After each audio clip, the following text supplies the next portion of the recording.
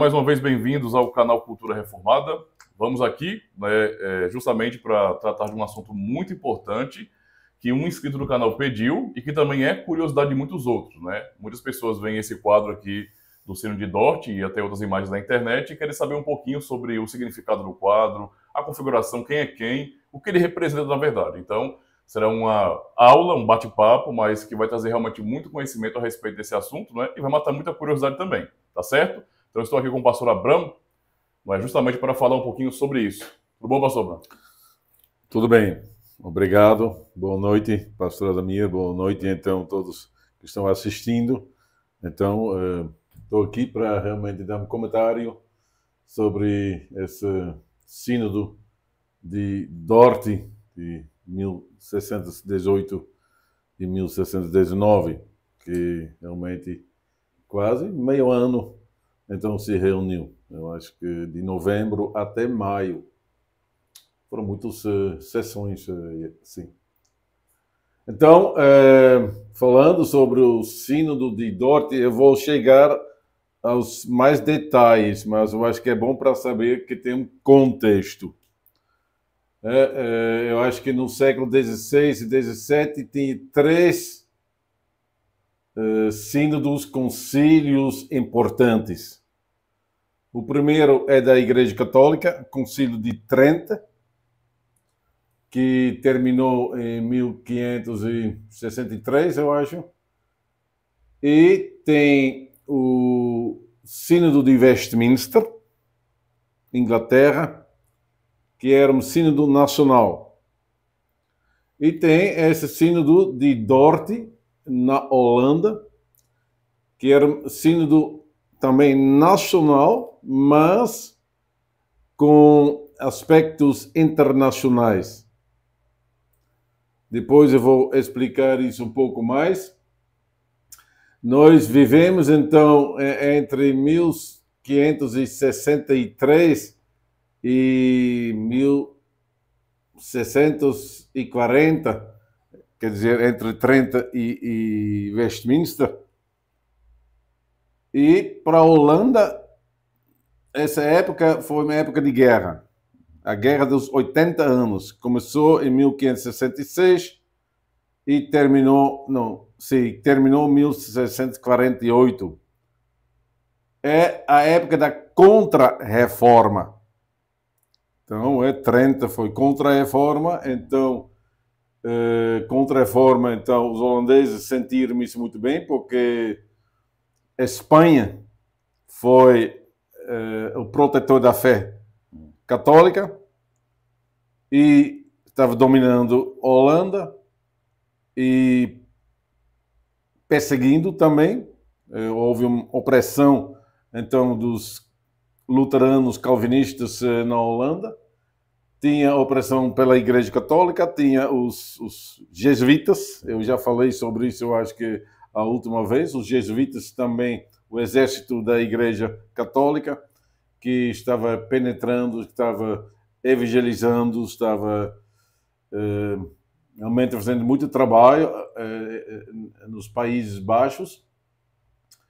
E então tinha os criptocatólicos, né, os arminianos, os remonstrantes, eu chamo eles os criptocatólicos. Já expliquei isso uma vez, porque a doutrina dos remonstrantes parecia muito com a doutrina dos jesuítas. Então, na Holanda, em estado de guerra, os arminianos se tornaram suspeitas. Os calvinistas, muitos calvinistas, durante essa época, fugiram de França, os huguenots, as perseguições, as guerras na França, eles fugiram para a Holanda. Então, eles experimentaram dolorosamente a perseguição, né? Nós sabemos em 1580, então houve a noite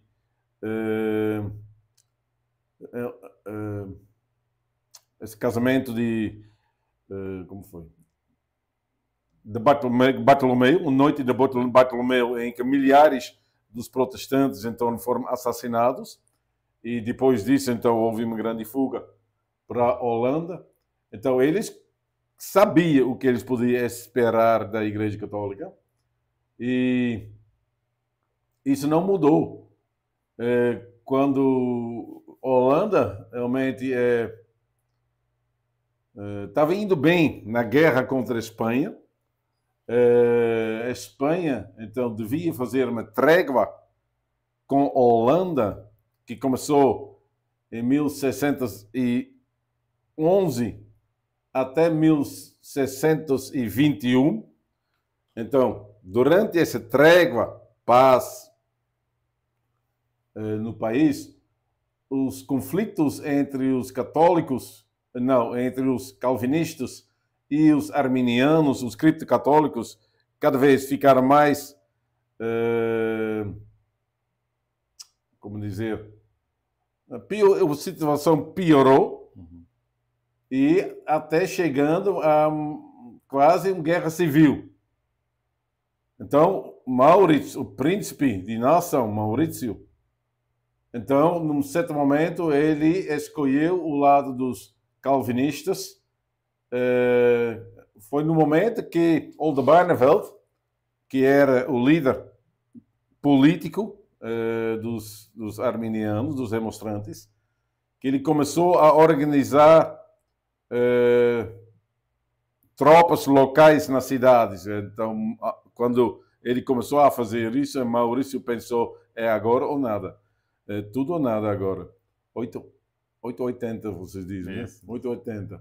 Então, ele realmente entrou nas cidades, desmantelou então esses grupos militares que ele estava organizando e, naquele momento, Maurício disse para as igrejas, olha, vocês têm que organizar um sínodo e resolver esse problema, porque eu quero paz no país. Antes da trégua terminar, nós devemos ser unidos de novo. Então, ele exortou para organizar um sínodo nacional, que sempre era à vontade dos calvinistas. Os arminianos queriam mais, os remonstrantes queriam mais um sínodo, como dizer, provincial, no estado onde os políticos estavam mais em favor deles. Então, tem muito político se misturando aqui com a religião, o que, de certa forma, você pode ver aqui, porque aqui tem a bancada dos políticos que estavam presentes para realmente, não para discutir, mas para testemunhar como toda a reunião, todo esse processo e acontecer. Então, porque... Essas duas bancadas, no caso dos políticos? Isso. Interessante. Então, isso é a situação histórico, político. Então, naquele momento, Holanda, então, as igrejas começaram a se organizar para realmente tratar a questão dos remonstrantes, a doutrina das remonstrantes, e já antes do sínodo chegou, então cresceu a opinião, nós não podemos fazer isso sozinhos. Por um lado, como dizer, para não ser partidários, então, e por outro lado, a doutrina das Escrituras, são doutrinas das Escrituras, pertence às igrejas. Então, nesse caso, não somente às igrejas reformadas de Holanda, mas também às igrejas reformadas de Suíça, às igrejas reformadas no exterior, neste caso Emden, Frankenthal, Heidelberg, tem muitas igrejas do exterior que foram convidados para enviar delegados, enviar professores que poderia ajudar realmente para avaliar a situação, a doutrina dos remonstrantes. E então aqui a bancada são os delegados das igrejas holandesas, que então toda a região, 7 províncias, então tem Groningen, Frislândia, Drenthe, Overijssel, Gelderland, Holanda Sul, Holanda Norte. Então todos eles mandaram delegados, Utrecht tem também, mandaram os delegados para realmente eles têm direito a voz e voto. Normalmente são pastores e tem também alguns presbíteros ali. Uhum. Então, você pode se perguntar como... se eu fosse moderador de uma reunião dessa, então eu já ia dor de cabeça bem antes, porque como você vai liderar uma reunião desse tamanho? Ingleses, tinha franceses, as igrejas de Valônia, tinha de Suíça, tem de Alemanha, tem das regiões das 7 províncias de Holanda, que Holanda tem muitas, como dizer, dialetos. Frislândia, quase ninguém entende o que eles estão dizendo, que eles começam a falar Frislândia. Groningen é outro dialeto. Utrecht, eu sou de Utrecht, também tem um dialeto. Então, como fazer isso? Então, felizmente, as conversas, todas as reuniões foram feitas em latim. A língua que todo mundo conhecia e todo mundo sabia discutir e conversar em latim. Eu acho que foi, talvez, 1 ou 2 ou 3 presbíteros que não dominavam bem a língua latina. Eu acho que foi o prefeito de Amersfoort. E, bom, mas ele chegou com um dicionário para realmente procurar as palavras que ele não entendia. Ele disse na reunião. Bom, então, aqui os delegados do exterior, aqui os delegados do interior de Holanda mesmo, e ali, então, a bancada dos políticos. E, lá em frente, você tem os visitantes, várias reuniões, então eram abertos, tinha também reuniões fechadas, mas tinha também reuniões abertas, e naquele momento os visitantes de Dort ou de outros lugares, até tinha do exterior pessoas chegando para ver o que estava acontecendo, que realmente queria assistir. Então, foi considerado até internacionalmente uma reunião muito importante. E essa é uma especial, eu acho que é a assinatura do autor desse desenho. Esse desenho, sim. Desenho aqui? Sim. Às vezes eles faziam isso, eles se pintaram dentro do grupo, assim que você ia saber. Bom, tem uma ideia quem fez essa coisa. Esse sínodo se organizou em Dort. O nome oficial é Dordrecht. Então, abreviado Dort, D-O-R-D-T. Muitas vezes eu estou vendo uma outra sem T. Eu acho que isso vem de Inglaterra, da língua inglesa, que fala sobre Dort sem T, mas na Holanda a abreviação é Dort com T. Por isso também, nas publicações que nós fizemos durante os simpósios,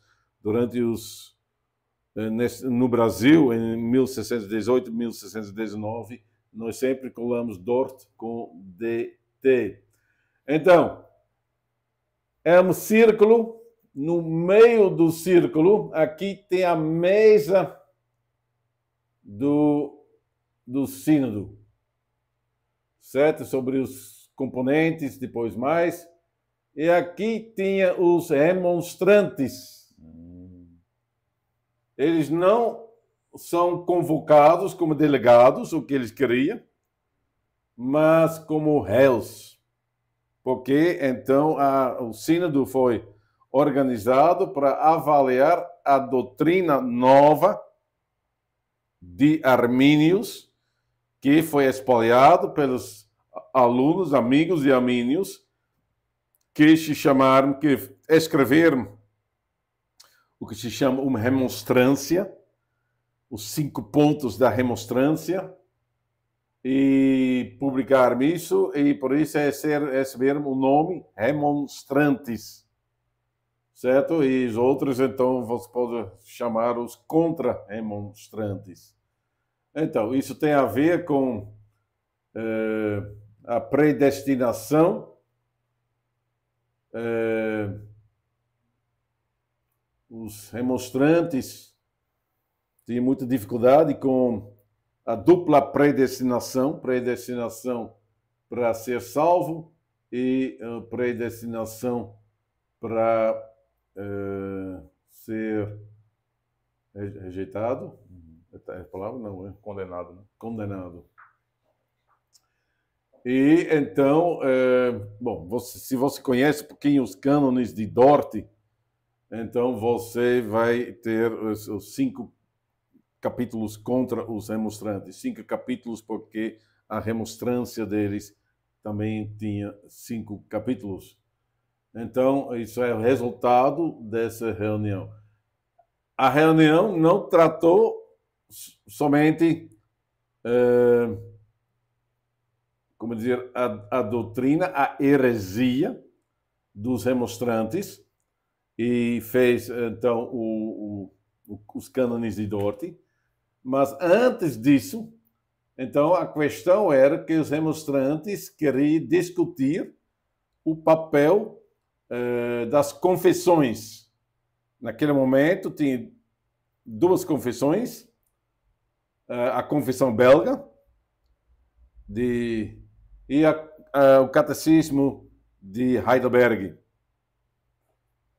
E já nos anos anteriores, então, houve muitas críticas a respeito da confissão do catecismo de Heidelberg e também a respeito da confissão belga. E sempre os delegados, eu vi várias reuniões que foram feitas pelos pastores e eles sempre perguntaram, Armínio, qual o seu problema? Diga, então, qual o seu problema? Armínio nunca quis abertamente falar, então ele disse, não, vamos primeiro ter uma reunião para realmente tratar esses assuntos e tratar também as confissões baseado somente nas Escrituras. Certo, eles disseram, mas então as confissões são baseadas nas Escrituras. Então, por que você quer realmente então questionar essas coisas? Mas ele nunca falou abertamente sobre isso. Até quando eles chegaram, os remonstrantes, eles realmente estavam atrapalhando muito essa reunião, fazendo questões sobre... Eles queriam já logo, então, expressar a sua doutrina a respeito da dupla predestinação. Eles queriam realmente colocar os, vamos dizer, supralapsaristas no banquinho dos réus, mas eles não aceitaram. Eles dizem, não, vocês são chamados aqui para explicar, baseado nas Escrituras, o que vocês pensam e por que vocês pensam assim. O que as Escrituras estão dizendo sobre isso? Nós estamos realmente avaliando a doutrina de vocês e queremos ouvir, então, como vocês chegaram a essas doutrinas. Por isso também nos cânones de Dort, você tem várias referências as Escrituras, é que o sínodo se esforçou para realmente demonstrar isso não é de acordo com as Escrituras. Assim eles foram avaliados. Por isso também eles pediram ao exterior para enviar homens capazes de avaliar essas doutrinas que não eram totalmente desconhecidos. Quer dizer, eles às vezes, então, eles leram algumas coisas e tem muito... Hoje em dia tem internet. Mas naquela época tinha uma correspondência enorme. É incrível, então, como eles estavam se correspondendo. E neste momento, eu mesmo, então, estou... Deixa-me pegar. Eu fui para Holanda esses dias. Então, eu para buscar aqui uma tese, biografia sobre Johannes Bogerman. É o moderador dessa reunião. Não, ele. Sim, Johannes Bogerman. Eu queria realmente... É difícil para encontrar, só na Holanda. Também Antônio Valeias, outra, então, realmente membro desse sínodo. Eu já estou lendo, a maior biografia que eu tenho é de Johannes Uitenbogart. Ele é o líder dos remonstrantes, mas não está ali. Por quê? Ele fugiu. Ele fugiu. Quando ele ouviu que realmente eles pegaram Oldenbarneveld, porque ele também estava nas altas, na classe alta. Ele era o pastor conselheiro de Maurícios de Nassau, então sabia tudo de perto. Então, quando então ele notou que Maurícios começou a agir, então ele pensou, agora é hora de fugir. Então ele pegou as malas e foi para Antuérpia. Então, um lugar onde eles não podiam pegar ele facilmente. Então, Johannes Uitenbogart, Armínio não está presente, porque Armínio faleceu em 1609. Então, quem está aqui é Episcópios. Episcópios, eu acho que tem uma... Eu devo ter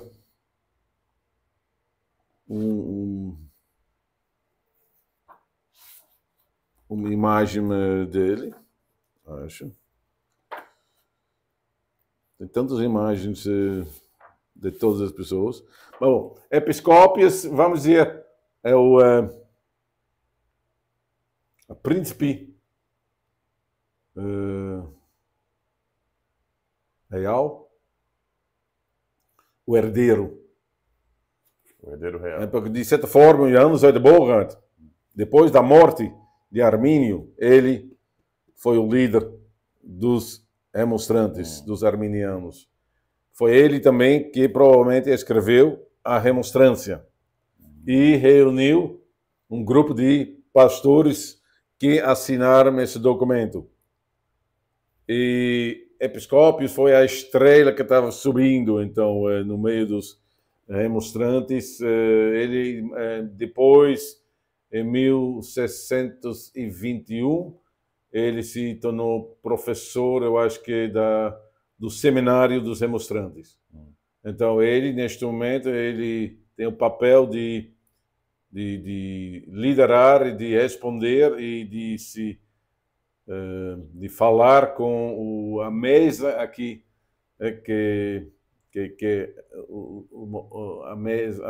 a mesa do sínodo. Então, eles colocaram eles no meio, assim, eu acho que todo mundo, de certa forma, pode ouvir, porque não tem microfone. Uhum. É um pouco difícil, então, porque o local é grande, então não tem microfone, então realmente tem que se organizar de tal forma que as pessoas pode ouvir o que uma ou outra está dizendo. Aqui também no desenho ele está se referindo, dirigindo para os lados políticos. Não sei se isso de propósito, mas realmente o lado político era a esperança dos remonstrantes. Uhum.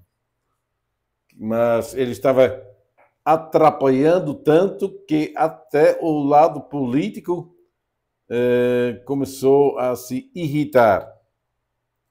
É porque a reunião começou em novembro, mas 14 de janeiro, então a balde ficou cheio. E o moderador, então, mandou todos os remonstrantes embora. Chegou ao limite. Não suportou mais. Demite, demite, demite. Então, latim, então ele falou, então, vai embora, vai embora. Então, eles saíram, e você ia dizer, e agora? Como eles descobriram? Mas eles já receberam tanto material dos remonstrantes mesmos, e também documentos que encontraram com Armínio, e talvez também no lugar de Oudebogar, que tinha bastante material para realmente avaliar a doutrina dos remonstrantes. Uhum.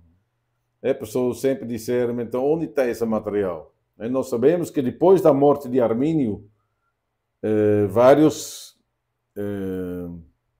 palestras, vários artigos dele, então, foram publicados. Uhum. Depois da morte dele. Ele mesmo não publicou, mas depois da morte dele, eles publicaram. Então, esse material também foi... eles colecionaram para avaliar. E assim, então, tinha uma situação em que eles podiam fazer isso. Certo. Então, um dos grupos dos delegados mais importantes está sentado aqui. Olha, banquinho com... É especial mesmo, é especial, lugar especial. São os ingleses. Então, um desses, então, era um bispo, Carleton. Então, a igreja de Inglaterra, então, estava bem interessado em toda a situação na Holanda. Geograficamente, no leste da Holanda, você tem a Alemanha, luterana. Mais para o sul, embaixo da Alemanha, tem Suíça, que por uma grande parte era reformada.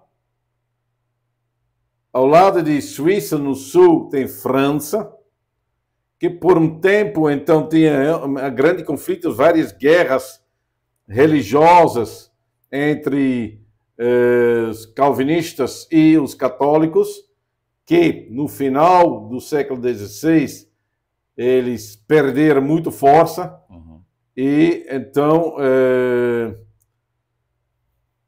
eles receberam outra, Henrique, o 4 faleceu, ou foi assassinado, eu não sei. Mas depois, então, chegou outro rei na França, católico, e nós sabemos que Oldenbarnevelt estava realmente fazendo muito politicagem junto com os franceses, que deixou ele um pouco suspeito, mas ele queria usar os franceses, eu acho, politicamente, contra a Espanha. Houve uma rivalidade entre Espanha e França para ser protetor da fé católica. E, então, se você ir para o oeste, então você ia encontrar Inglaterra, a igreja anglicana. E politicamente você pode entender que Inglaterra queria, porque a distância entre Inglaterra e Holanda não é tão grande, que eles queriam um aliado da mesma fé. Então, Inglaterra realmente tinha muita influência na Holanda. Tem muitos puritanos que estavam nas ilhas. Um puritano é Guilherme Amésios. Ele é o assessor de Bogerman. Ele não faz parte da reunião. Ele não era delegado, mas era um assessor, um secretário especial para ajudar Bogerman. Ele é puritano, ele é inglês e até parente, eu acho que do cônsul de Inglaterra em La Haia, que é bem perto de Dordrecht. Foi também é porque antes disso, então, houve uma sugestão para se unir em Utrecht. Utrecht, na Holanda, também no centro. Utrecht, antigamente, era como dizer, o capital do bispo. O bispo de Utrecht é muito importante. Ele estava governando a Holanda inteira.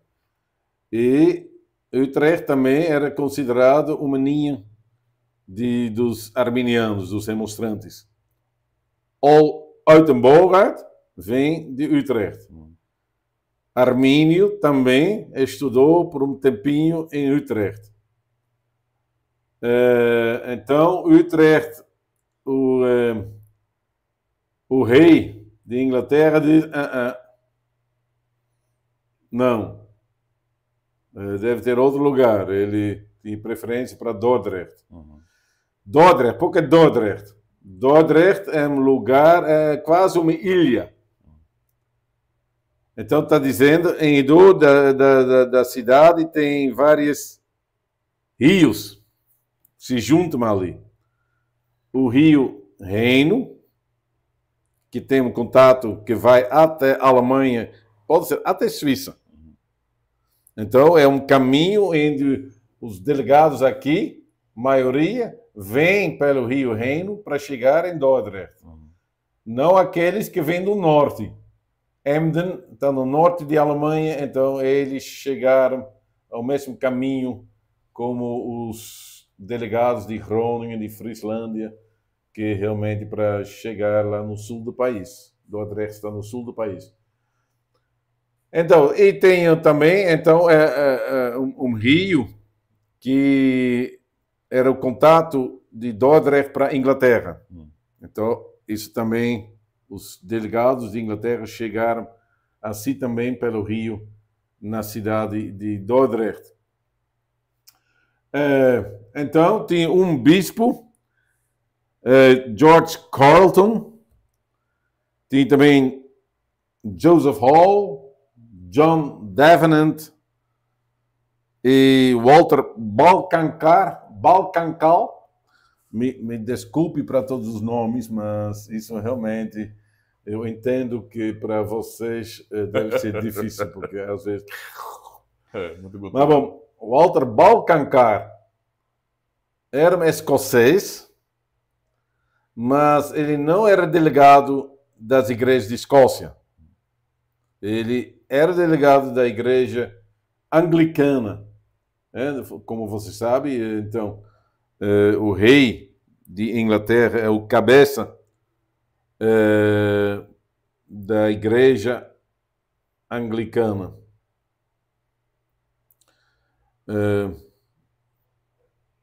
Vamos para a mesa do sínodo. 2 assessores. Tem também 2 secretários e um presidente. O presidente é Johannes Bogerman. Aqui ele também tem uma barba enorme. Eu acho que de todos esses delegados que estavam lá, o Bogerman tinha a maior barba de todos. Ele era campeão. Barbudo? Sim. Deixa-me ver a Frislândia, delegados de Frislândia. Olha, dá para ver, eu não sei, porque ele é muito escuro, então. Mas é ele. Então, Eu não sei. Sim, dá para ver. Olha, eu tenho uma camisa que diz mais barba, mais responsabilidade. Então, poderia ser feito por isso, porque ele tem maior barba e recebeu maior responsabilidade para realmente liderar, moderar. Então, essa reunião, eu acho que ia tremer, porque se você, então, muitos professores, tinha também 5 professores ainda das universidades, cada universidade enviou um professor. Então, 5 professores, vários professores do exterior, um bispo, políticos. Eu ia ficar um pouco tremendo, então, para organizar todas as coisas. E o bispo de Inglaterra, então, realmente,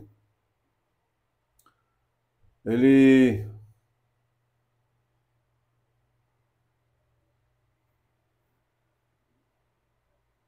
Nós temos uma expressão na Holanda, eu não sei se vocês vão entender. Ele não deixou comer o queijo do pão dele.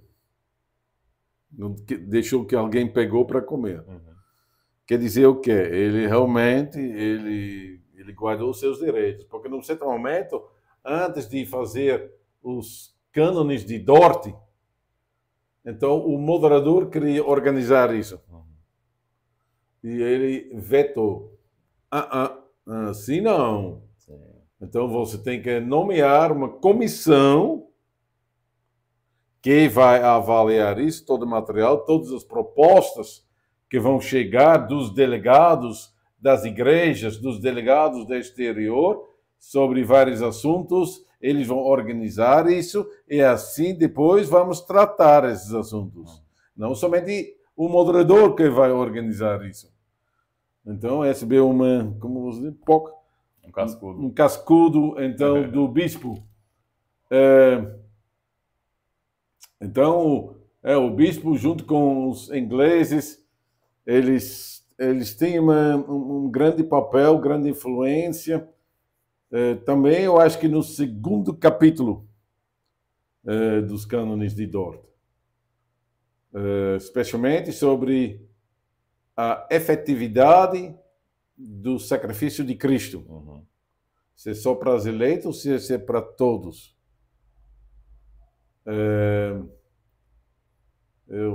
Recentemente eu vi alguma coisa sobre isso. Acho que o pastor John fez alguma coisa sobre isso.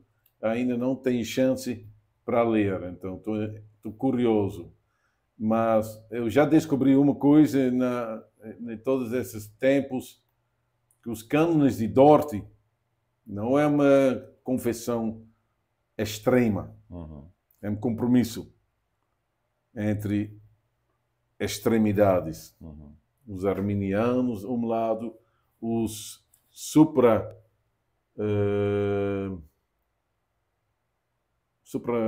como dizer? Supralapsarianos. Os supralapsarianos, outro lado é da dupla predestinação, e no meio você tem posição infra, é mais moderado.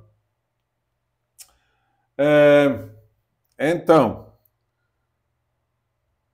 os assessores Jacó Rolandos, 56 anos, e Hermann Faukelius, 58 anos. Os secretários Sebastian Daman e Festus Homies, um homem também muito conhecido. E então o moderador era Johannes Bogerman. Johannes Bogerman é de Frislândia. Ele era pastor de Leeuwarden. E então lá ele é um homem bem importante. Então o secretário dele foi o Guilhermus Amesius. Ele é muito conhecido, eu acho que internacionalmente. Então, esse é o puritano, né? Guilhermus Amesius. Então, Amesius, como já disse, não era membro, é um secretário particular, pastor da igreja inglesa em La Haia. puritano, e depois ele se tornou professor em Leiden. Leiden, naquela época, uma universidade mais importante. Armínio estudou lá, eu acho que Uitenborg também. Leiden é onde começaram as discussões entre armínios e seus colegas. Então, lá tinha também os outros. Deixa eu ver. Aqui tem alguns. Isso é Episcópios. Episcópios. Essa é Episcópios. Dá para ver? Certinho. Certinho? No caso, esse aqui, né? É esse aqui. Então, ele é o líder dos...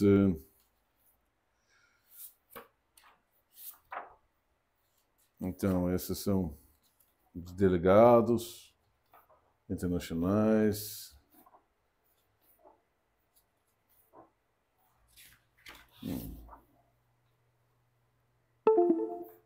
Não tem um lugar especial para...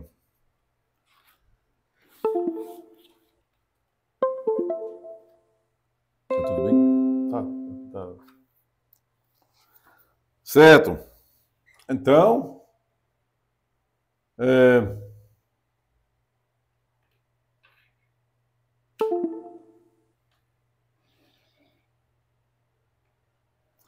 Quer dizer mais neste momento. Então, depois, 14 de janeiro, quando os demonstrantes, então, saíram, então eles poderiam trabalhar em paz e assim eles terminaram, então, os cânones de Dort depois, eu acho que já foi mais ou menos em fevereiro, março, eu acho que março. Não, como já disse, não foi o único trabalho, eles também avaliaram, a Confissão Belga e, então, o Catecismo de Heidelberg. O Catecismo de Heidelberg, então, nós já sabíamos que os demonstrantes tinham vários problemas com isso, especialmente do ponto de vista perfeccionista. Eles eram mais em favor do perfeccionismo. Então, tinha problemas com essas partes do catecismo, onde se fala que nós somos miseráveis pecadores, que nós não podemos fazer nada bem. Então, eles realmente, criticando isso, acharam isso não bíblica. Mas, durante esse sínodo, então, os delegados de Heidelberg podiam reagir e deram um comentário ao catecismo de uns, eu acho que 75 páginas, que nunca foi publicado. Que pena, hein? Sim, ainda tem desejo, mas é tudo latim. Então tem que traduzir para português para realmente para ler. Eu acho bem interessante, então. Então, eles fizeram isso e nunca foi publicado. Mas assim, então, eles ajudaram para segurar a doutrina bíblica das igrejas reformadas. Sim. Também os delegados de Suíça e Genebra também tem um papel especial nisso.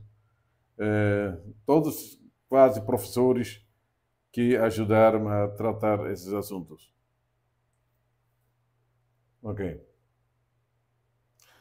Aqui também, nesse desenho, você pode ver uma corda. De cima, uma corda que vai ali até aqui, o moderador. Sim. Certo? E tem um lado que vai para o líder dos políticos. É para puxar, para fazer algum sinal? Isso, para dar um sinal ao moderador que queria falar uma coisa. Interessante. Então, aqui atrás da mesa, então, porque parece que, então, novembro, já inverno chegando, dezembro, janeiro, parece que essa época era bem frio mesmo, até março. E, então, eles tinham aqui uma chaminé para esquentar o salão. Por isso, escolheram também esse lugar, porque era mais fácil para esquentar. E tinha vários delegados aqui, que quando eles chegaram, então descobriram que não podiam mais voltar. Porque em Alemanha começou, então, a Guerra dos 30 anos. Quer dizer que os exércitos do imperador, então, atacaram os estados luteranos e calvinistas em Alemanha. E França também. Por isso, aqui, é uma bancada vazia. Quem devia estar lá eram os franceses. Só que os franceses não chegaram. Os franceses, então, não receberam licença para chegar. O rei da França era Luís XIII, 18 anos. Ele se casou com Ana, da Austrália, detalhe pequeno, filha de Filipe II de Espanha. Eita! Então, você já sabe como o vento, então, para onde o vento vai. Então, ele acabou com a política do seu pai a favor dos protestantes e, então, ele proibiu os delegados da Igreja de França visitar o Sínodo de Dort. As igrejas enviaram uma carta se desculpando, depois receberam a ata e também aprovaram a ata e os cânones num dos seus sínodos depois 1619. Eu acho que os ingleses não fizeram isso, receberam, então aprovaram, mas não aceitaram como documento confessional. E das outras igrejas também, neste momento, para mim, não é claro realmente qual foi o papel dos cânones de Dort, depois de Dort, lá nas suas igrejas. Mas, como já disse, principalmente era uma reunião nacional para resolver o problema, o conflito dentro dos Países Baixos. Certo? Certo. Quer saber mais? Já disse muitas coisas, mas se você... Uma pergunta com relação à revisão, o que foi analisado com relação à Confissão Belga, porque era pedido deles aí também, dos demonstrantes, Sim. E do Catecismo. Foi que tipo de revisão? Foi só para poder melhorar o texto ou realmente houve uma revisão teológica como eles queriam? Eles queriam uma revisão teológica. E, bom, isso não foi feito porque, então, como eles já disseram, então nós acreditamos que eles ouviram e registraram e só serviu para realmente ter uma ideia das doutrinas, das ideias, então, dos remonstrantes. Mas eles nada mudou. Certo.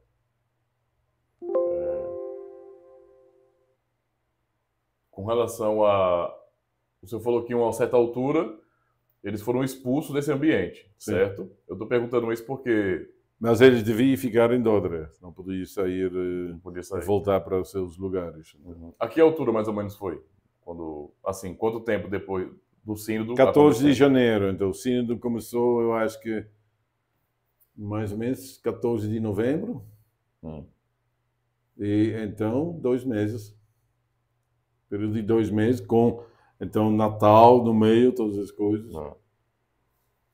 Então foi bem rápido, eu acho. Estou perguntando porque ele sabia que assim nunca ia terminar esses assuntos. Certo. Então, eu estou perguntando porque alguns arminianos que estão procurando trazer conhecimento de Dort para o seu próprio público têm tratado o sínodo com essa maneira de, assim, com desprezo, dizendo que foi uma reunião injusta e que, inclusive, eles chegaram a falar realmente que os demonstrantes não puderam participar disso aqui. Eles ficaram como se fosse uma sala à parte. Entendeu? Bom, então, eles começaram a estar presente, então, e para receber perguntas, para realmente esclarecer a sua doutrina, mas colocaram muitas questões a respeito, então, da organização, da sua posição, e, como dizer, um pouco atrapalhando. Então, a ideia era para eles responder, esclarecer o que ele estava ensinando. E se não deu, então, num certo momento, Bormann, depois de ter falado com os políticos, então, quem que estava mais a favor dos remonstrantes, até num certo momento disseram, não, assim não dá. Porque é muito dinheiro, então, porque todos os delegados foram pagos. Sim. Receberam diariamente, então,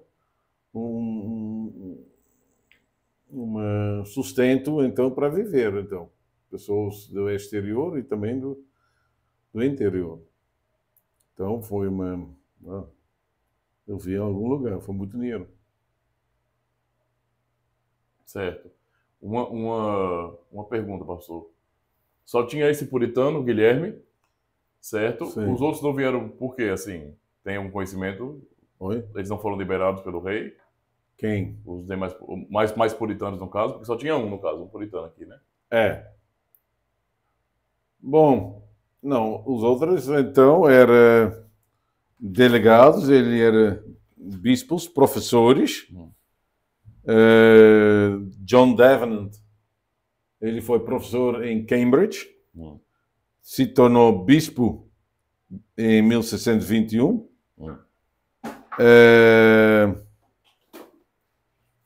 Joseph Hall, ele foi pastor numa igreja de Wigan.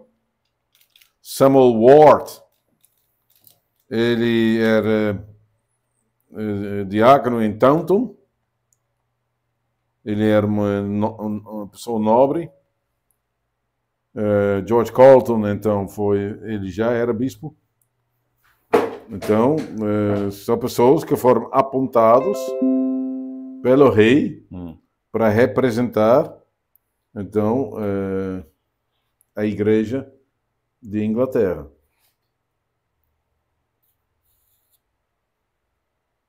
Certo.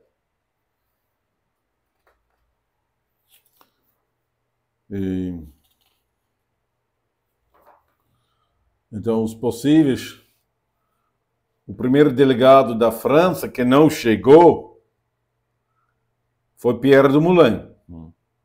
60 anos.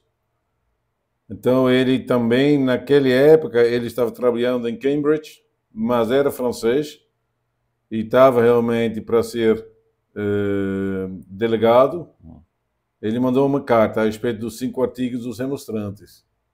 E o segundo delegado da França foi André Rivet, 47 anos.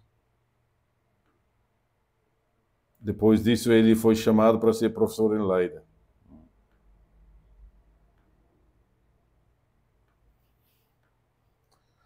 Então, provavelmente os motivos da rei de França era que ele não queria, ele queria atrapalhar essa reunião, não queria mandar os seus delegados, porque a Guerra dos 30 anos começou e França estava também envolvido nessa guerra. Sim.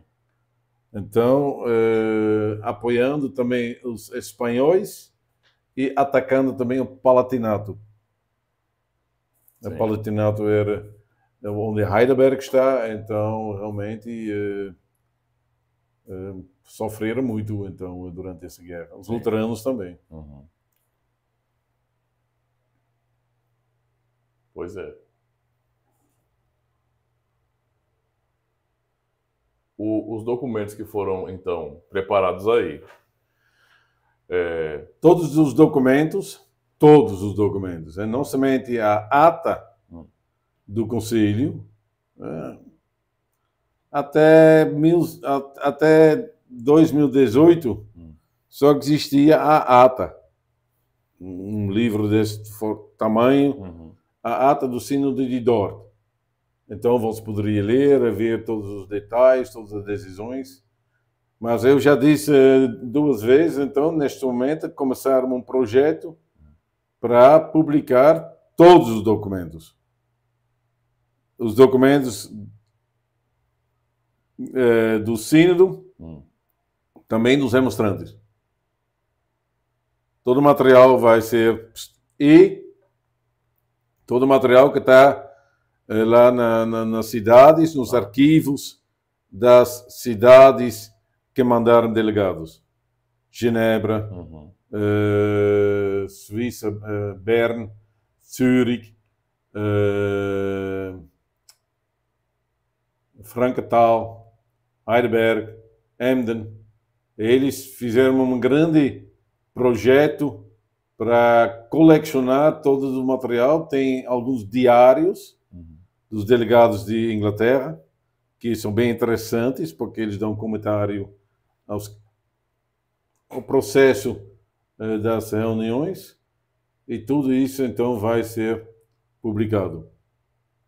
Vai ser 12 volumes, e mais ou menos cada volume 1.200 páginas. Nossa, é muito material. Muito realmente. material. Até chegar isso na língua portuguesa. Será que chega? Não, isso vai ser... Porque tudo é latim. Nossa, latim arcaico mesmo. Eu peguei o 3º volume agora quando estava na Holanda. Chegou o 3º volume, estava esperando para mim.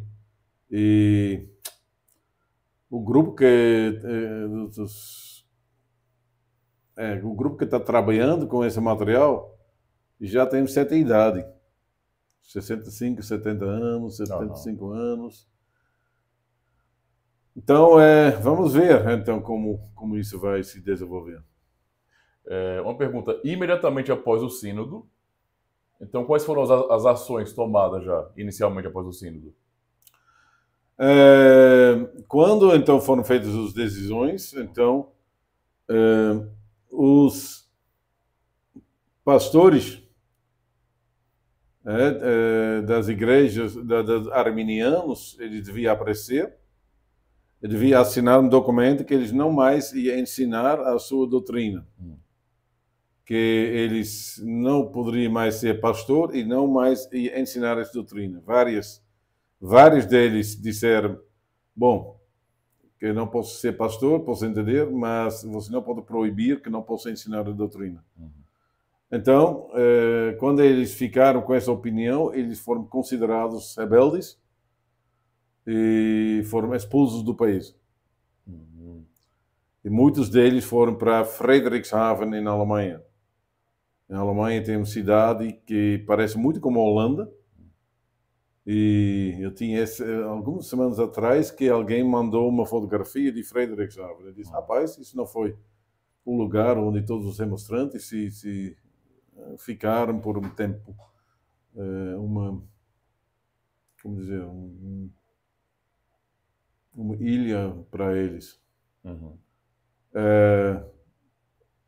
Então, Uitenbogart estava lá na Bélgica e preferiu ficar lá, enquanto Maurits estava vivo, ele ficou no exterior. Ele estava tão perto com Maurits, então, com certeza, Maurits, ia sentir alguma coisa. O líder político, Oldenbarneveld, então, foi decapitado, então, por coisa de traição do país.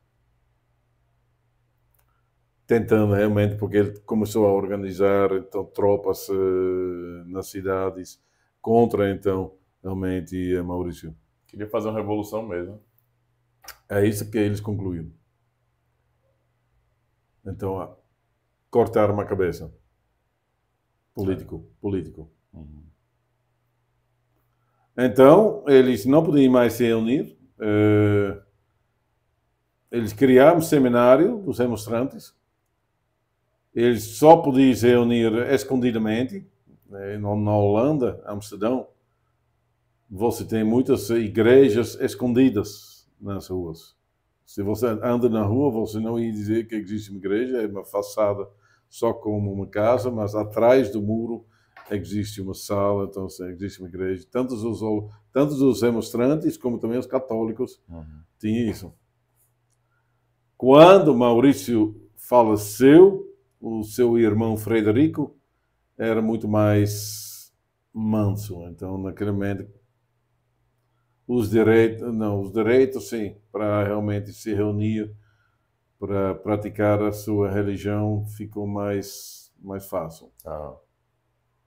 Houve quem retrocedesse depois, algum remonstrante que se arrependeu, voltou, reafirmou seus votos? Alguns fizeram isso. Sim, mas os que não queriam fazer isso, então foram expulsos. Mais uma vez, você tem que realmente pensar numa situação da guerra. Ele sabia que a guerra ia voltar com a Espanha. Então, eles não criam uma, como se chama, quinta coluna dentro do país. Pessoas que realmente estavam a favor dos católicos e poderia ser um perigo para a estabilidade do país. A Holanda, a luta dos 80 anos, então, era também para se tornar autônoma, independente. A trégua já foi um grande passo, porque eles só aceitaram uma trégua na condição que ele seria ser reconhecido como, então,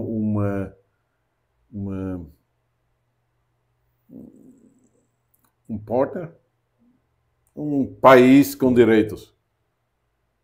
Então, politicamente, então, a Espanha devia já reconhecer, sim. Então, vocês são realmente um oponente legal, então, para negociar. Caramba. Isso foi Oldenbarnevelt que resolveu isso. Deve dizer isso também. Porque ele fez essas negociações. Um homem interessante. Eu tenho também a biografia dele, mas eu tenho tantas coisas para ler. Eu realmente... cada vez... Mas é interessante, porque cada vez que estou lendo, então as coisas começam a se completar. E você vai ter uma visão mais completa de tudo o que aconteceu. E às vezes, então, certos pontos da história têm mais sentido. Também ao lado dos remonstrantes. O senhor poderia dizer que, por exemplo, o sínodo, em relação ao objetivo político e teológico para a defesa da fé, eles estão equilibrados ou havia uma ênfase principal no teológico para não ter complicações políticas depois? Bom, a situação, eu acho que política, então, era um pouco mais complicado do que hoje em dia. Porque os políticos, então, quer dizer, o prefeito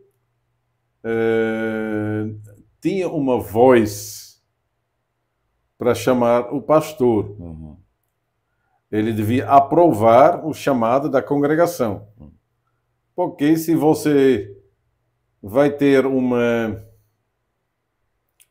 como dizer, uma pessoa que é mais rebelde, que está causando conflito, isso vai realmente ter uma grande influência na cidade. Então, eles queriam paz, porque já tinha bastante outros problemas no país que está em guerra. Porque às vezes os exércitos espanhóis estavam invadindo e, bom, você precisa ter união no país para realmente resistir o inimigo. Então, até depois de Dort, se você vai ter o regimento de Dort, no regimento de Dort ainda está dizendo que, então, o lado político deve... o conselho da cidade, então, o lado político deve aprovar, então, realmente o chamado do pastor. Então, ainda tem uma corda político, então, aqui. Porque você, oficialmente, hoje em dia, nas igrejas reformadas, não tem mais um bancada político, então, sentado ali. Mas, naquela época, então, a política estava bem... Política e religião estavam bem mais ligado e envolvido. Então, a interesse dos políticos era paz no país, paz na região. E você pode pensar, isso tem a ver com os vizinhos, luteranos, cada região de acordo com o governador. O país tem a sua religião. Palatinato, então, calvinista. Mas eu ia dizer, todos os assuntos que foram tratados, eu acho que eram mais teológicos, religiosos, então a questão dogmática dos remonstrantes, as questões, então, as confissões, Heidelberg e Confissão Belga, trataram também de várias questões práticas sobre batismo de crianças nos campos missionários, então, como realmente fazer isso, o regimento, e então o sínodo também tomou a decisão para realmente ter uma Bíblia. A Statenvertaling, então, é realmente um resultado do sínodo de Dort. Então, eles tomaram essa decisão em 1618 e 20 anos depois, então, eles terminaram esse trabalho. Então, vários deles, então, eu acho que ele era o Antigo Testamento, que estava ajudando a tradução do Antigo Testamento. Boa, irmão. E quando tudo, então, terminou, os estados, gratos pelo todo o trabalho que foi feito, então, eles realmente deram presente aos... Que legal.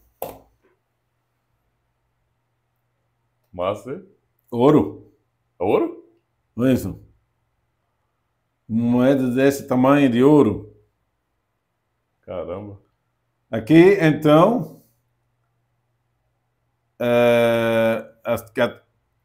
aqui está dizendo, a certa religião. E, então, você tem a imagem. Essa imagem está aqui também. Só que o que falta aqui é o cachorrinho. O daqui, né? Aqui não tem cachorrinho. Não tem, não. Aqui tem cachorrinho, até cachorrinho. Então, nesse lado, está dizendo Mons Sion. Então,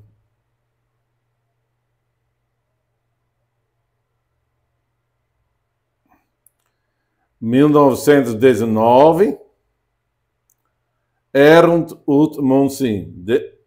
Eles eram como Monte Sinai. E naquele momento você pode ver aqui Yahvé, o tetragrama, a Monte Sinai e então um prédio lá em cima desse monte. Então o texto, eles eram os Montes Sinai, Sion. Então, eu. Caramba, hein? Vou ver se dá pra ver aqui. Não.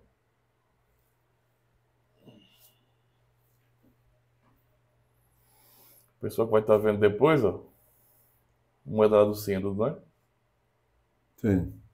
Eu vou tirar uma foto depois todinha dali. Eu acho que os do exterior receberam de ouro e também os moderadores também, professores, mas eu acho que os outros delegados de prata. Então o pessoal da Inglaterra recebeu de ouro, foi? Esse de ouro.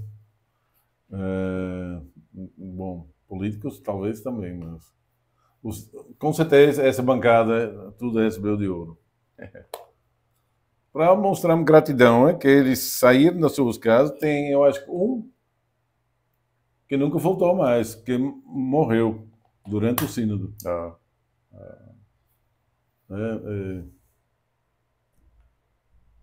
É uma coisa, para ficar 6, 7 meses, novembro, dezembro, janeiro, fevereiro, março, abril, maio, até mais, 7 meses fora da casa. Então, quase todos os dias, então, reuniões, aham. numa frieza horrível, porque, então, naquela época, os invernos, brincadeira não. É. O bom de entender assim, pessoal, eu fiz as perguntas com relação ao contexto político, né? Porque geralmente quando os arminianos estão falando sobre Dort, eles falam que a ênfase toda praticamente era política. Então, a questão de teologia ficava lá em terceiro plano, nem em segundo. Não, eu não posso dizer isso. Então, é simplesmente ler a ata, então, os cânones de Dort, o regimento, e você vai ver. Então, tem tudo a ver com a vida da igreja. Uhum. Eles estão construindo a igreja, mantendo, então, Mont Sion, quer dizer, realmente, então, eles seguraram os fundamentos bíblicos, então, nesse caso, segurando então a Confissão Belga e também o Catecismo de Heidelberg, mas que fala de acordo com a Bíblia, então o fundamento de tudo isso é a Sagrada Escritura. E, bom, a única coisa que eu sei que foi definido, então isso eu acho que foi um compromisso também que ele devia fazer com os políticos, é que os políticos ainda têm direito para aprovar ou reprovar, então, reprovar? Sim. O chamado dos pastores. Mas para o resto, não tenho nenhuma ideia neste momento. Não foi realmente uma reunião eclesiástica. Sim. Não foi uma reunião política. Mas, bom, como já estou dizendo, então, na situação de dia a dia, muitas coisas estavam interligadas um com o outro. Você não podia dizer se o criptocatólicos vão realmente dizer tudo soa como os jesuítas. Então, naquela época, na última vez, deu esse exemplo que um autor na Holanda que participou da Segunda Guerra Mundial, um judeu, que diz, bom, só duas palavras, e você já sentiu realmente se uma era fascista, contra judeus ou não. Sim. E assim também, nessa época de 50 anos já, 50 anos de guerra, o povo sabia sobre... Não era ignorante ou estúpido. Isso, a religião vivia nas igrejas. E, então, especialmente também, muitos huguenots, tinha também delegação de huguenots ali. Então, huguenots são pastores que estão pastoreando congregações onde se fala francês. Então, são fugitivos de França que realmente estavam na Holanda. E assim também existia congregações de ingleses, puritanos, na Zelândia. Tem muito negócio entre Inglaterra e Zelândia, e brownistas em Amsterdão, que é bem rigoroso, bem puritano mesmo, não sei bem puritano, mas bem rigoroso, são os, como chama, os independentes. Então, eles têm várias questões sobre a maneira para se reunir, para se organizar. E naquela época tudo ainda era em discussão. E especialmente também na igreja de Inglaterra. porque a Igreja de Inglaterra já tinha os Free Willers, já bem antes do Sínodo, tinha os puritanos, então Armínio já entrou em conflito, avaliando a teologia de... Como foi o nome dele?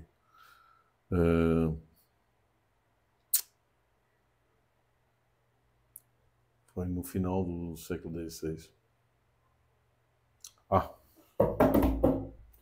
uma coisa interessante a questão, observar essas questões políticas, porque para quem lê agora a história, eu vejo o pessoal cometendo muito esse erro, pastor, que é, por exemplo, comentários de pastores que são de tradição reformada e que dizem que as ações do sínodo em deportar, em tirar os ofícios, por exemplo, os cargos dos remonstrantes que se mantiveram rebeldes, no caso que não voltaram à doutrina fiel, foi uma atitude muito radical, né? E isso aí era uma coisa ruim. Outros, já lendo sobre, por exemplo... Já antes disso, antes desse sínodo também, então, houve vários pastores que, criticando então, as confissões e ensinando, então, como dizer, uma doutrina católica, mais ou menos. Você está numa época em que as coisas estão passando, estão mudando, reformando. Sim. Então tem várias pessoas que ainda eram católicos, mas então se tornaram pastores dentro da Igreja Reformada, monges ou os outros, e num certo momento então começaram a ensinar uma doutrina não concordando com as confissões. As confissões funcionaram realmente como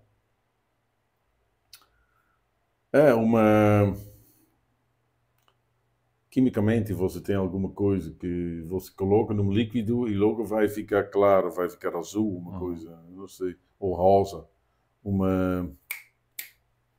A química em português para mim é complicado. Como foi isso? Bom, então as confissões, as pessoas pregando as confissões, você então e notar se realmente abraçava confissões ou não. Sim. E então tem vários casos antes disso que também foram suspensos e disciplinados e tiraram do ofício. Por isso eu acho que Arminiano, sabendo disso, ficou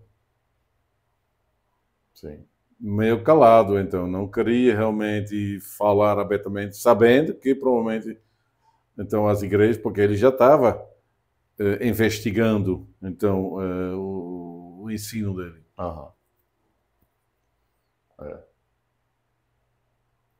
E para o pessoal que de repente acompanha essa aula, né? E pode achar estranho, por exemplo, a ação, o pastor citou aí a questão de um dos demonstrantes aí, o líder que foi decapitado. Não, o líder político Olde Barneveld. Pronto. Ele era então oponente de Maurício. Ele era o Maurício, então era o general, então o líder dos exércitos. Ele era o líder político. Então, mas ele estava ao lado dos demonstrantes. Sim. Eu estou falando isso porque o pessoal pode entender. Há sempre uma leitura assim, né? Que é mais ou menos assim. Se lê esse período do século XVI e XVII com os óculos de agora. E acaba vendo, tipo, nossa, mas como é que pode cristãos fazerem isso? Então, um país que tinha tantos protestantes e os reformados fizeram isso. É assim que as pessoas começam a ler, não é? Por isso que há tanta essa acusação e se insiste muito nisso com relação a Calvino mesmo. Mas então tem que contar também como os reformados, quer dizer, batistas também, eu acho que sofreram pelas perseguições da Igreja Católica. Quantas pessoas na Holanda não terminaram a sua vida, então, nas fogueiras? Sim. E as perseguições, então, das pessoas pelas guerras, então, quantas não perderam as suas famílias? Armínio perdeu a sua família completa por causa dos espanhóis que mataram, então, a mãe pai e todos. Então, o conflito com a Igreja Católica não aconteceu em paz. Uhum. Aconteceu com muita violência e muitas perseguições e muita guerra. Então, numa situação dessa, o que fazer? É um pouco fácil falar. Eles não decidiram, então, para decapitar, então, todos os pastores que não queriam assinar esse documento, mas disseram, então, se você quer, tudo bom, não aqui. Uhum. Porque eles queriam paz em casa. Sim. O que você vai fazer se você tem um filho em casa e ele é rebelde, contra realmente o que você estabelece, as regras da casa, o que você ensina, e ele realmente está minando tudo isso. E, bom, vai ter as discussões, brigas e todas as coisas, num certo momento vai dizer o quê? Filho, então, se você realmente quer ter a sua vida, Isso. quer ajuda, então vai para lá. Bom, eles não ajudaram, mas a maioria devia deixar quase todos os seus bens na Holanda, foram confiscados.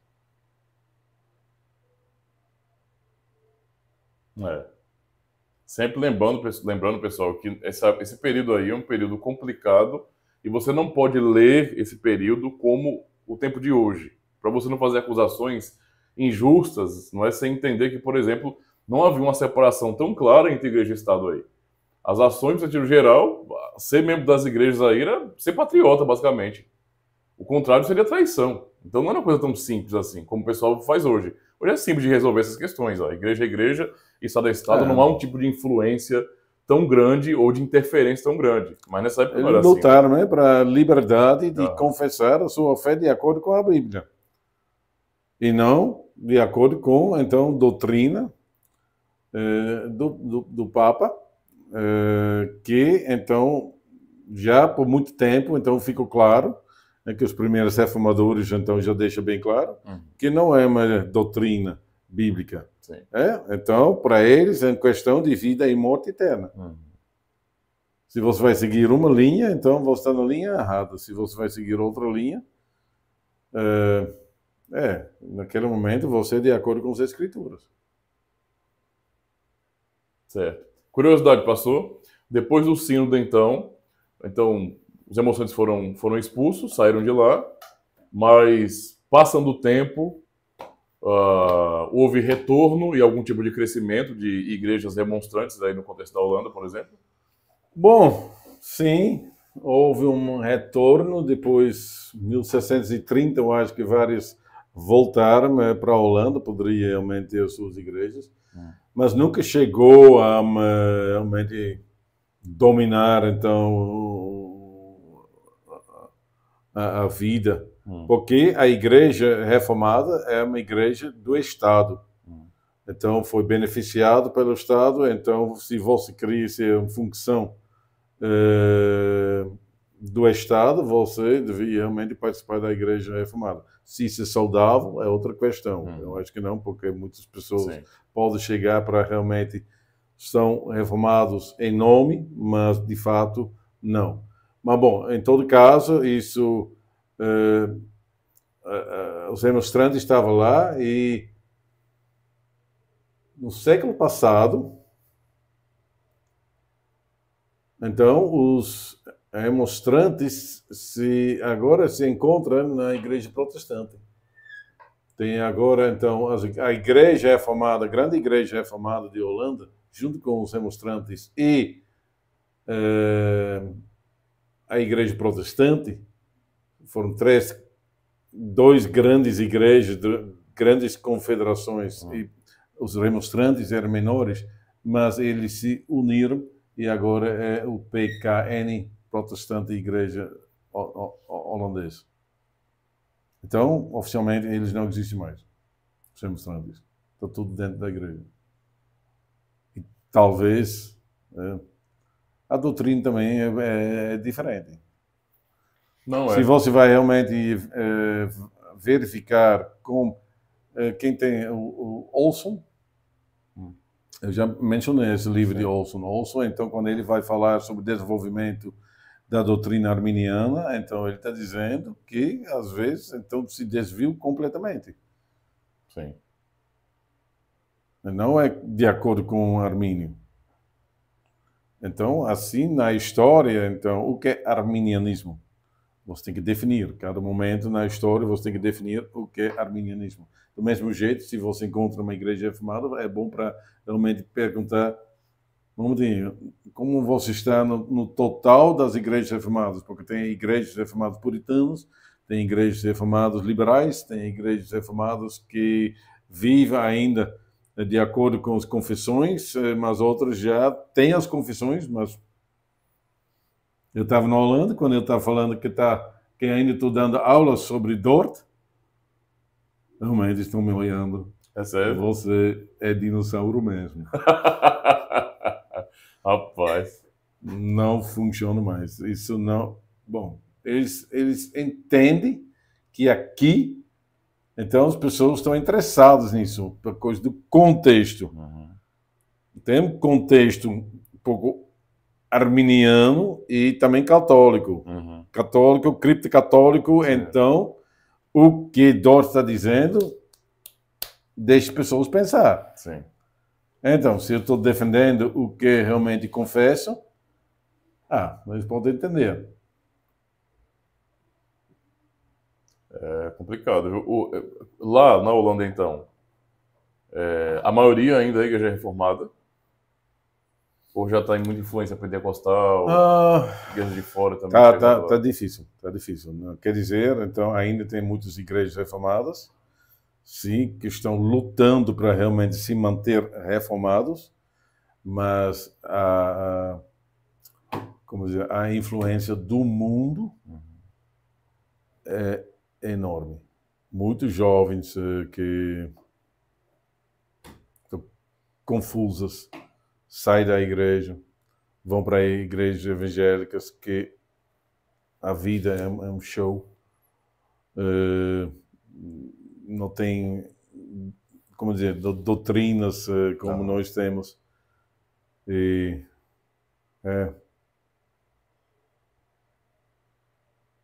o grupo vai cada vez ficar menor. Isso é muito triste, pastor. E o pior é isso aqui, ó. Eu acho que cada dia fecha uma igreja.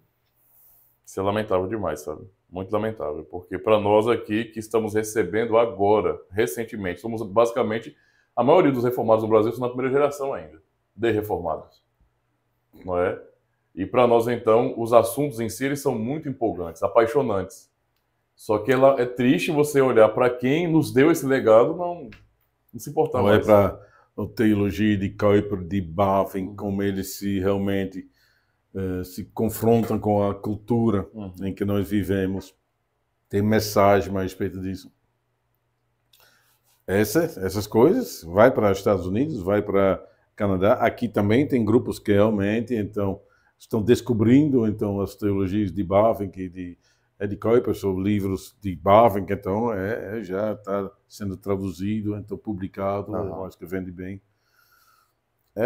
Essa semana eu eu abordei alguns assuntos, eu li um artigo do reverendo Everton Cachique no canal, fazendo comentários. O título é Aos Presbíteros e Diáconos que Mentiram na Sua Ordenação. E eu li o insight que ele fez ali, muito bom, porque é para falar justamente de pessoas que têm essa atitude de se comprometer confessionalmente com a igreja, mas a intenção real não é essa, e facilmente eles estão ensinando as coisas fora da confissão. Aí eu até falei, né? Isso é o caminho de Armínio, é o caminho dos demonstrantes. Basicamente isso, não é? Se fosse por eles, permaneciam nas igrejas reformadas, mas com essa liberdade de ensinar o que queriam ensinar, quisessem ensinar. Então, eu critiquei isso e bati nessa questão, falei que esse é um caminho de fina, especialmente porque era um presbiteriano falando. Eu falei, isso aí é loucura, pô. E aí, teve até o irmãozinho, né, que é de uma igreja presbiteriana, que ele comentou e disse que era da igreja presbiteriana do Brasil, era continuista, né? E aí eu fiz mais 2 vídeos batendo nisso aí. É claro que houve um pequeno debate entre nós, mas depois ele pediu desculpas e tudo. E também, eu não, tranquilo, irmão. Não, a questão aqui não é para ficar brigando para debater, não. Mas é porque é incoerente. Se nós somos reformados e temos confissões, temos uma tradição, temos que honrar isso. Do contrário, por que se chamar de reformado, né? E aí, uma das coisas que ele falou, que eu fiquei pensando, eu respondi isso também, mas foi bem assim, tipo, porque as igrejas, muitas igrejas daqui acabam abraçando os modismos. Eu até toquei nisso como um tipo de idolatria à relevância. É uma idolatria à relevância. Ser relevante aqui é ser atual. Não é? Isso quer dizer que você tem que ser tem que procurar um tipo de igreja ou organizar um tipo de igreja que ela seja visualmente atrativa para o mundo. Não é? Basicamente é isso. Divertido. Exatamente. Então, eu bati muito nisso e ele respondeu assim, né? É claro, já se retratou, já conversou direito, tudo tranquilo. Só relembrando isso aqui porque é importante. Ele falou, dá uma olhadinha nas igrejas da Europa, então. Se não é para se dobrar esse tipo de coisa, então, né? Para crescimento, por exemplo, a continuismo, a sensações, a essas coisas todinhas, dá uma olhadinha nas igrejas da Europa, né? E eu respondi o seguinte, olha, então quer dizer que eu vou ter que ser pragmático, porque eu tenho que procurar o que funciona e não aquilo que é certo, porque eu estou vendo uma frieza espiritual na Europa, chamado já de pós-cristão, por muitos, né? Eu vou ter que me dobrar para poder não cair naquele problema. E a nossa Eles fidelidade estão se fica, né? esforçando para realmente levar então o evangelho para as crianças, para os jovens, adolescentes, então para envolver eles, então o que eu vi nos cultos, então que por um lado eu acho muito interessante é que as crianças têm um papel, mas também as mulheres estão mais envolvidas, não como oficiais. Em algumas igrejas, sim, já começa também para envolver as mulheres como oficiais. Mas, por outro lado, estou pensando, eu já vi isso. Tem essa outra grande igreja reformada que existia, começou a fazer as mesmas coisas nos anos 60, 70, 80 e perdeu cada ano 10 mil membros. Você não para. É triste mesmo, então. Eu não sei. Eu li livros sobre esse fenômeno, que um desses livros se chama Uma Herança Vazio dos Pais. São os pais que não ensinaram bem, com amor, com sinceridade aos filhos. E vários filhos estão dizendo, mas eu não sou como meu pai, que eu ia para a igreja porque devia ir para a igreja. Eu não acredito e eu vou embora. E talvez termine. Talvez vai chegar um momento que Deus então vai deixar uma pessoa na miséria, que ele deve procurar a Deus, que como filho pródigo, que ele vai voltar para cultivar a Deus, mas o problema está na família. Sim. E a igreja sofre por causa disso. E então, neste momento, estou vendo que tem várias igrejas, não tem mais aula de catecismo. Nossa, isso é muito triste. Isso, então, para mim, é colocar o cavalo atrás da carroça. Porque se você acha que não, isso não ajuda nada mais, então, o que eu acho, bom, eu posso me imaginar que hoje em dia, então, o catecismo, você precisa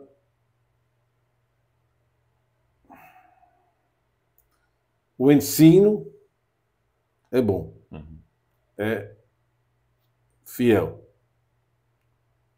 mas o link para o mundo hoje em dia, quem deve fazer isso é o pastor, é o professor. E isso eu acho que assim que os alunos sentem, tá sobre a minha vida. Isso. Ou, se você aceita que não somos igreja, luz, sal da terra, ou você vai se isolar, então ninguém mais fecha as janelas, coloca cortinas, ninguém mais pode olhar o que está acontecendo lá fora. Tem igreja que faz isso, não tem televisão, não tem rádio, então tudo é isolado. Bom, eles ainda estão se mantendo. Mas se você... eu acho que Jesus mesmo diz, você deve ser sal da terra. Uma igreja que está se isolando ainda é igreja? É uma luz no monte? Ou você está se tornando uma seta? Está entendendo um pouquinho o problema? Sim. Então, Kuyper e Bavinck então abrir umas janelas para realmente confrontar o mundo. Mas com a ideia de antítese. Tem uma antítese entre a igreja, o que a igreja ensina, e o mundo. Se você tira essa coisa, o mundo vai entrar. Isso. E se o mundo vai entrar, então você perde, eu acho que a sua atração, porque você fica na igreja se a igreja é igual ao mundo. Exatamente isso aí. Exatamente esse é o problema. Essa é uma... O querer ser relevante é uma grande armadilha para nós hoje. Porque no fim, você acaba tirando... O mundo é muito mais atrativo. O mundo pode fazer tudo. E tudo que apela ao seu carne, à sua carne. Atrai.